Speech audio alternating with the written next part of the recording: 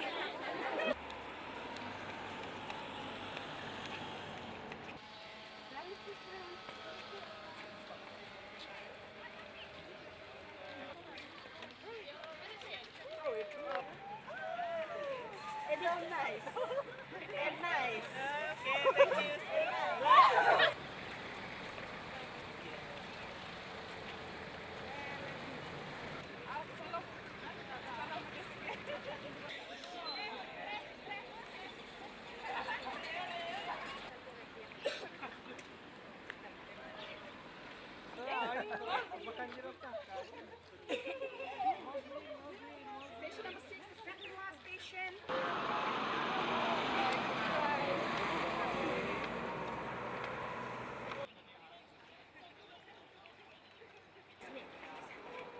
Thank you.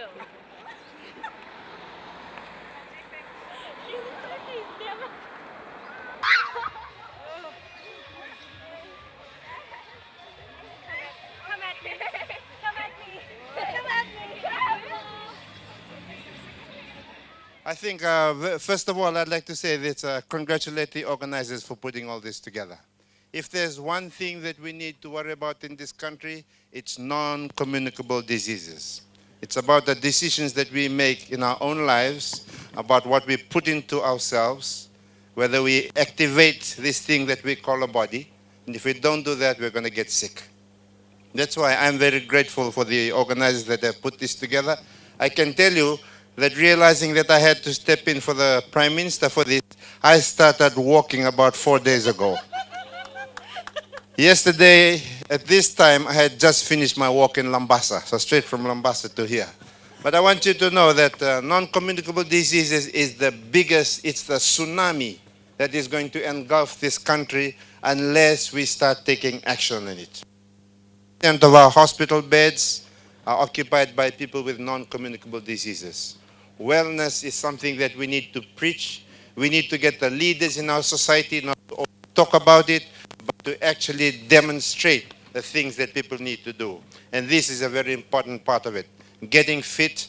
And I think all of us need a reminder. I always tell myself to walk, but then I keep forgetting. So I'm always very grateful for occasions like this, people who organize these things so that we can motivate ourselves to start doing it.